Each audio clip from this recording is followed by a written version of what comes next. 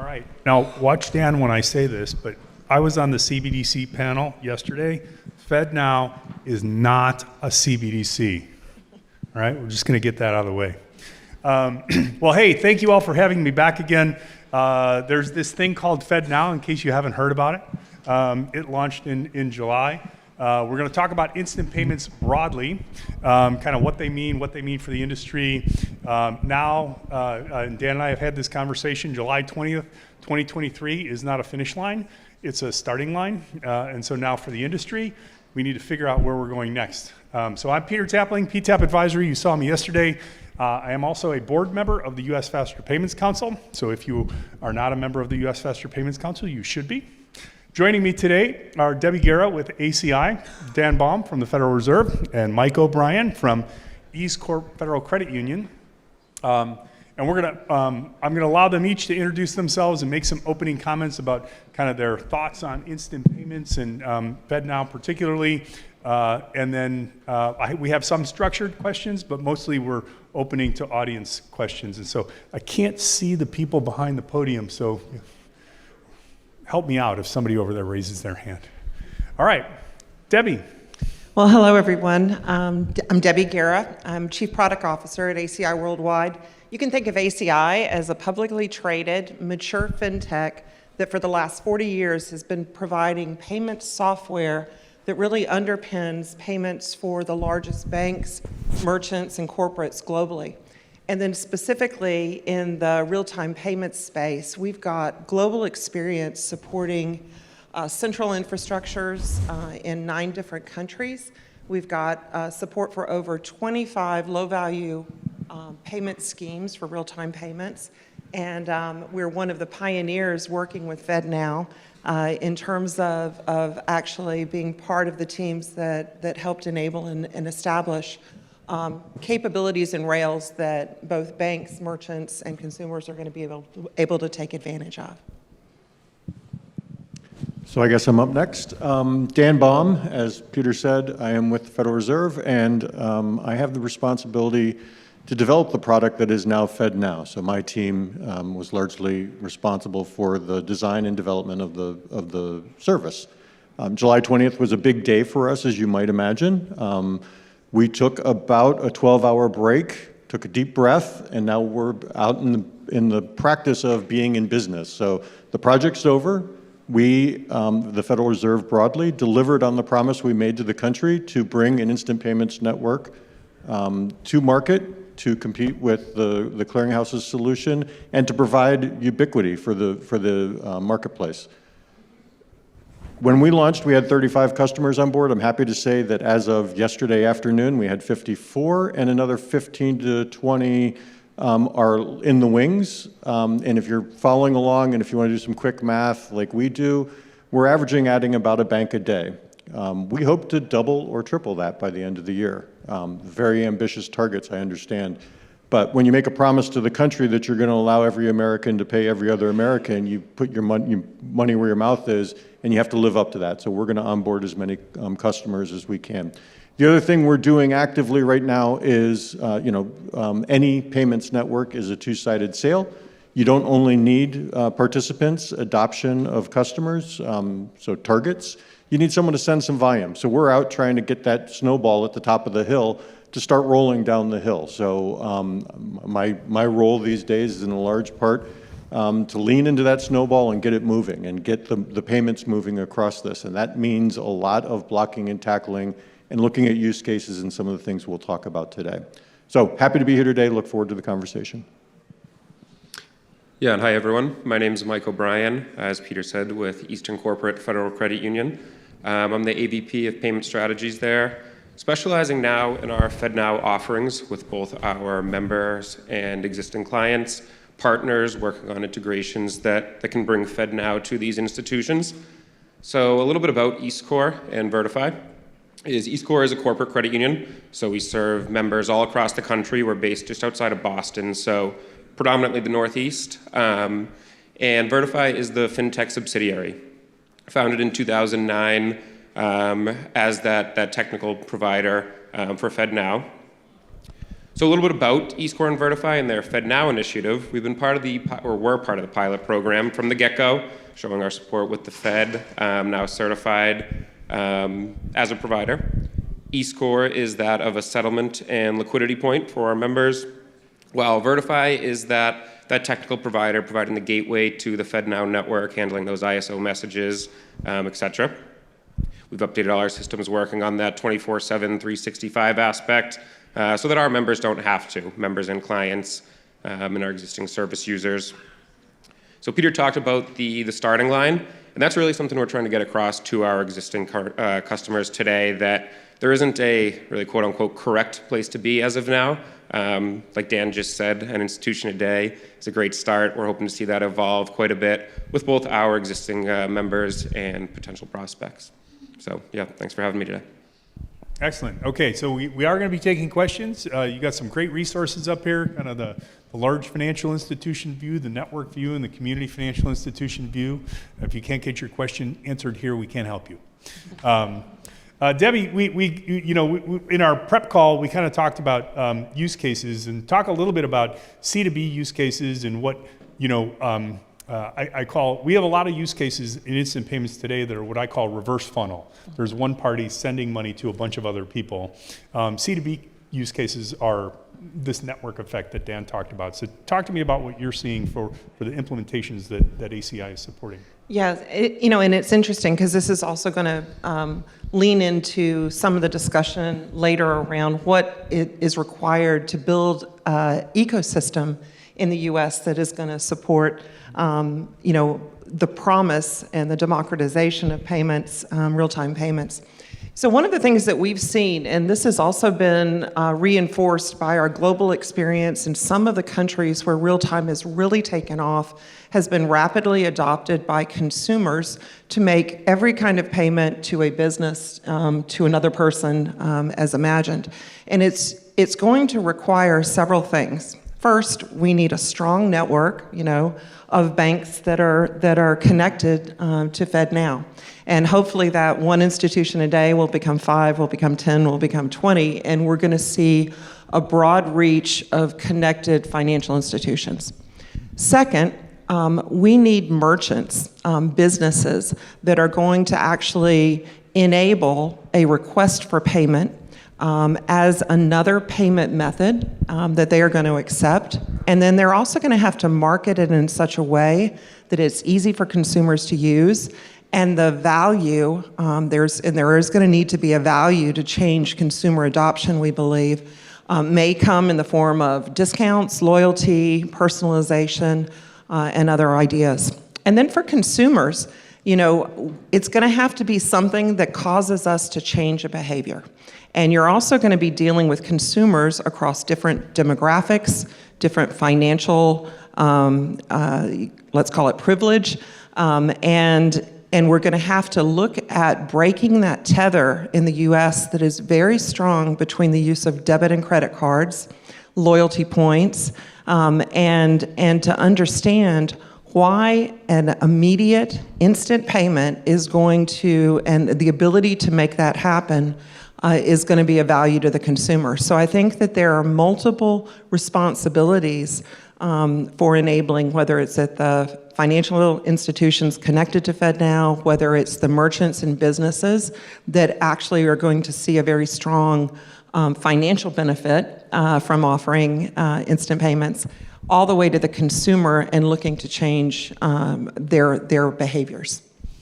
Yes, a lot to unpack there. We're going to come back to a few of those things. Mike, this conversation about use cases and ecosystems, we have to back up a little bit. Community financial institutions, this is a capital expenditure, it's time, effort, money, et cetera. What are you hearing from your customers about the why? Why would I spend time, effort, money, et cetera, to join the FedNow network? Yeah, so we've been having conversations with our members going back many, many months now. Before the service was live, getting really just listening in on what their thoughts were about FedNow. And I'll just say that they're all over the place. Some institutions were ready yesterday and wish they had an instant payment rail that was live today. Some of them are in that finalizing their internal project plan piece where figuring out the providers that are going to work best to them, that will connect to all their platforms and systems, and will be able to provide best to their end users. And some are a little ways out, whether that be months, years, whatever it is. And again, going back to what I said in the intro, letting them know that that's okay. There isn't, like I said, a correct place to be, but working with them on that, really providing them the baseline knowledge that they'll need to be able to offer a service so that they can adequately serve their customer base. One piece that we're working on with these institutions is the fact that signing up for the network won't just allow their end users the ability to send instant payments. That is everyone's first thought, but it'll also allow them to send their internal payments instantly, whether that be bill pay or APs, whatever it is. Just being on the network, send and or receive and or send, will allow them to do that for again their institution payments. Another big piece is the competitive piece side of it. So end users aren't going to walk into a branch and say, where's my FedNow capability? They're just going to look for it in their mobile app, online banking. They hear it from friends and family that was able to transfer account to account instantly, and they're waiting a day or two. That's the big piece of it. These institutions all want to be competitive, best serve their membership or customer base, whether it's a bank or credit union. So that's another large piece of it. And then the last piece is I mentioned some of the institutions that we as a corporate credit union and fintech serve today, and they're all different sizes and demographics. So talking to some of the smaller institutions that say, well, I talked to my core and they said are not going to be able to support instant payments this year. What do we do? Or some of the large institutions that think they have everything finalized, but when picking that provider, they find gaps or something like that where they can't send instant payments for all the places that they need to. So really just working with them. It's different for everyone, and each institution's really, it's going to come down to finding what best fits them and their needs. You know, if I can, Peter, before the next question, you know, maybe a brief story about what we've seen so far in the service. The first night when we threw the switch, July 19th, 7 p.m., we turned the switch and turned on the business day of July 20th. Among the first payments that flowed through the system was a credit union payment destined for a large national bank, and it was initiated by a consumer who happened to bump in the functionality on their mobile app. They were on there and they were trying to send a payment to one of their kids, and as the story goes, the mobile app was smart enough to prompt them, would you like to do this instantly? And they said, well, sure, we'll do that. And it was a free service at this credit union. And they sent one of the very first payments across amongst the very first payments across the FedNow service because of this. So it speaks to kind of the demand and the natural growth rate that this will happen. There's a desire amongst end users. We've got to lead the horse to the water and help them drink. You know, Dan, let's pull on that thread. And remember, I'm expecting questions because I can go all day long. You know that. But I want your questions. But let's stay on that thread because FedNow is a service to financial institutions. They offer nothing to a consumer. So that meant that financial institution had the foresight to go build a product and put it into the mobile app and make it available. You know, what are we doing kind of collectively, all of you, what are we doing not only to be internally focused for the financial institution getting connected to the network, but being externally focused and making products available so that consumers and businesses and governmental agencies can use this thing? Well, I'll start maybe, and it's that we've done something very unFed-like with FedNow, and that is that we don't just talk to the financial institutions. You know, we have the authority to only provide services to financial institutions, so we know the space that we're going to operate in as a provider of services. We also, though, we feel like we have a responsibility to the country to act as a catalyzing force to move instant payments for the country. We believe there's real benefit for the United States if we can get more payments to move across instant payment rails. So we've been out talking to end users of all sorts, whether they be small businesses, big businesses, the service providers that support them, consumers, the mobile payments apps that support consumers, bill pay apps that support consumers. Because if you look at the whole value chain and the entire ecosystem, you need all of those players in order to deliver the value effectively. So we've been out, again, I use the analogy of putting the shoulder behind the snowball. We've been out catalyzing. We've been out, which is the Fed loves that word. We've all adopted it. It's all ingrained in our brains now. We're out catalyzing as strongly as we can, but we need everyone else to help with this and understand the story and ask us the tough questions and demand that we deliver things in the service that will help provide the things at the network level. Yeah, and I can add a little bit to that. So ACI, working with FedNow, we created a very modern real-time payments cloud that financial institutions, credit unions, even aggregators that work with multiple financial institutions can use to effectively connect their core systems to FedNow, to be fair, also to the clearinghouse. And in the future, the same cloud facilitates similar connectivity to real-time payment schemes in other countries as well. So that's one way of making it simple for financial institutions to connect. In parallel, we've also advanced the capability to do instant payment or to accept instant payments for merchants, a lot enabled by QR code, and looking at how do you do that in-store, online, via mobile app. And that's going to be an essential element in the broader expansion beyond just the financial institution, but to the broader acceptance of instant payments in the country. Yeah, and I'll just add, as a corporate, our end users are different than a natural person credit union. We're working with these other credit unions that serve their members.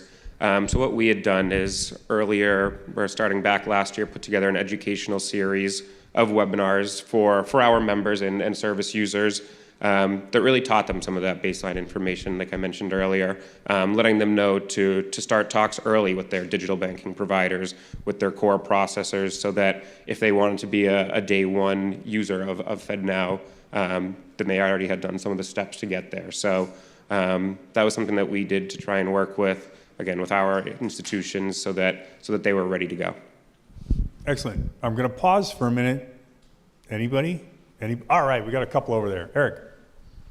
Yeah, to me, the B2B use case, like replacing checks, replacing ACH, is very obvious. Yeah. The C2B use case is not so obvious. Maybe it's a question for you, Dan. Is it really part of your mission to also make sure that you do have C2B? And if you don't, then it's not successful as a program, and you're like, hey, if we have strong B2B replacing check and ACH, we can still be very successful just with that one use case. Yeah, so our stated mission is to enable all use cases and to allow for all payment types across instant payment rails. We have stopped short of saying we have a mission of replacing check or eliminating check to go to that route. Now, we're all in this business. We know that there's inefficiencies and costs related with processing checks, and that we believe that there are efficiencies and more benefit that can be brought to bear, that can be accrued if we move to instant payments. So we are going to, again, catalyze, I'll overuse the word, in the B2B space. What we've found, though, is it's a particularly tricky space where the business initiators of payments have been resistant to change. Last numbers I saw, 48% of checks remaining in the check infrastructure are made in the B2B space. It just speaks to the stickiness there. That for us to get the motion, for us to drive towards the acceptance of instant payments broadly, to get to more than 2% penetration at the national level, then I think we're going to have to attack all use cases and not just B2B. We'll get that one too, and that's why the C2B makes a lot of sense, because the need for things like emergency bill pay at the last minute, you're on the phone with the collector, not me, not you, hopefully, but someone's on the phone with the collecting agency and their water's about to be turned off. Let's let them make a payment instantly so that they can remain whole. Let me add a little to that. One of the things that I think is very exciting about FedNow is the adoption and how it's embraced ISO 20022 messaging. And so when you do think about the B2B payments, not just having the payment that moves, but that rich data that could support AP, AR, GL reconciliation in almost in real time, right? and the benefit that that's going to drive to businesses that haven't really been able to see that. And I think that there's going to be a real process improvement there. And and that's another real big benefit of the FedNow's architecture and setup. Yeah, and I haven't forgotten about you, Glenn. I'll come back in a second. But on the use case thing, Dan, you and I were having a conversation in the hallway, and I personally have probably sat on 5 or 7 different industry work groups where we were thinking about use cases for faster payments or instant payments. And I have to tell you that we never identified PayPal cash outs as an instant payment use case. But when a bank goes live on RTP, day one, their first payments are PayPal, Venmo, Coinbase cash outs, right? And so I think one of the things about this use case conversation is, and I'm going to give Dan a little high air cover here, it really requires you guys, like people in the industry have to figure out what are those ecosystems where we can get both sides of the ecosystem on the network and drive a lot of value. There was a presentation earlier in the day where they highlighted that the Diners Club card started with 50 banks or 50 restaurants in New York City. It started as a very small ecosystem. So that's how you get momentum around the flywheel and start driving activity. Glenn. Yeah, I've got a question about the network effect and kind of building out the overall kind of ecosystem. I know that one option is for financial institutions to first sign on receive only. That's right. Where they can accept. Yes, that's right. Not send them out. Obviously, that's a great way to start, but if no one's sending and no people are receiving, that's not a network. Do you expect that would be more of a temporary state for a lot of these folks, or how do you think it's actually going to evolve to everyone's doing everything? Yeah, so maybe 2 responses there. The first is, you're absolutely right. If we only had catchers and no pitchers, you don't have a game of catch, right?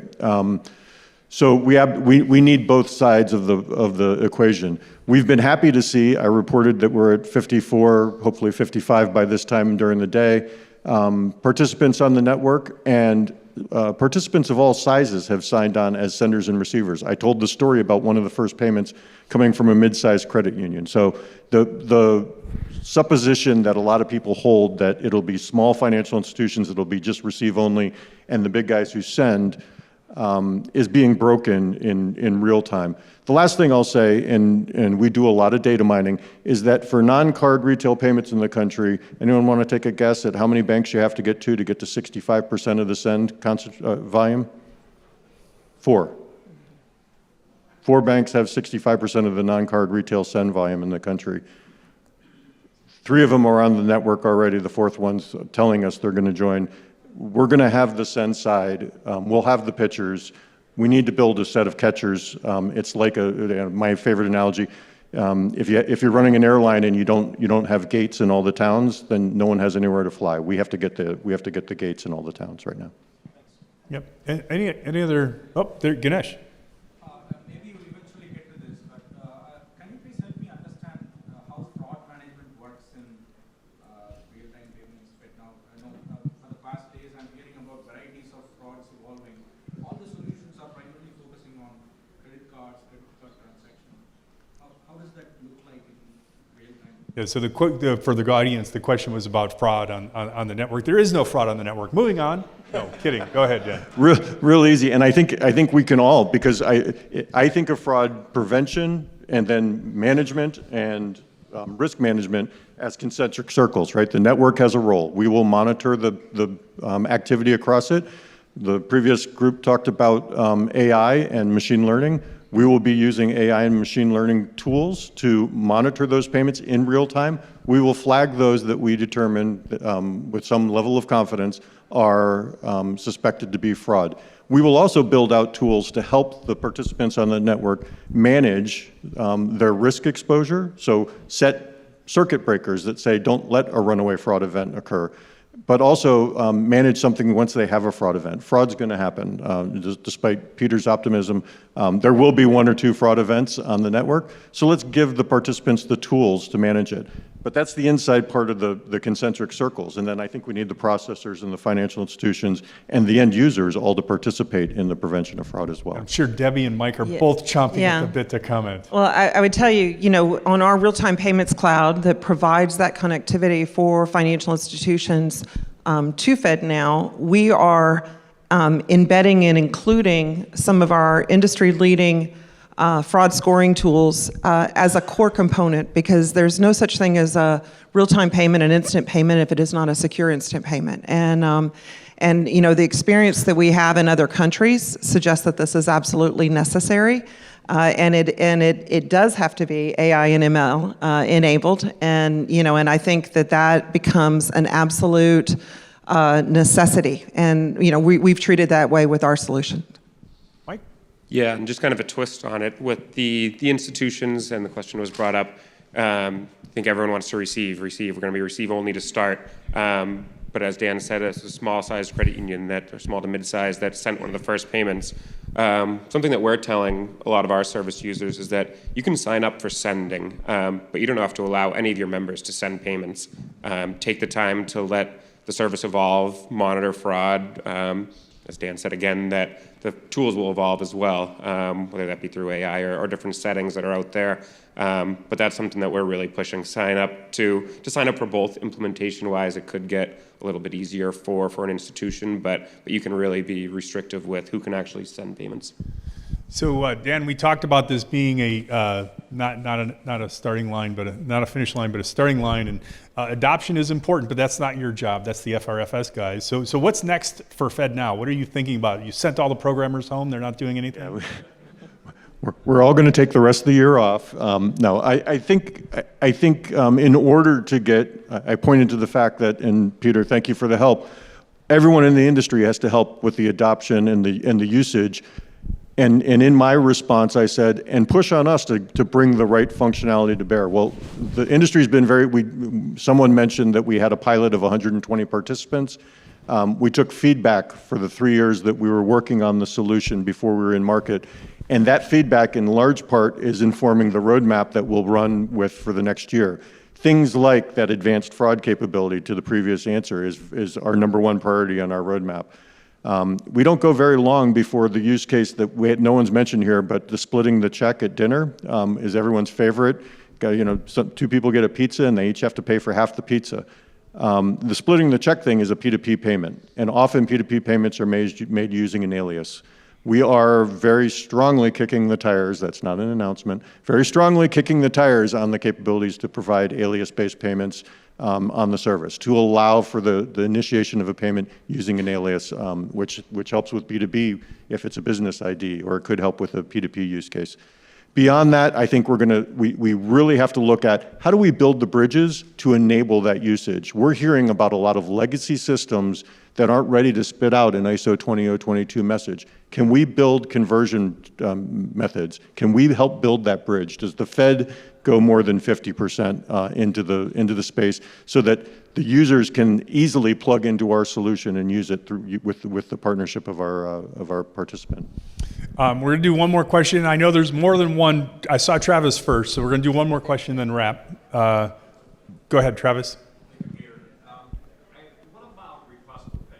Talk about the rollout for request. We can't take that question. That's more than 2 minutes. No, go ahead. Thoughts, real quick? Yeah, so there is a huge amount of interest for request for pay.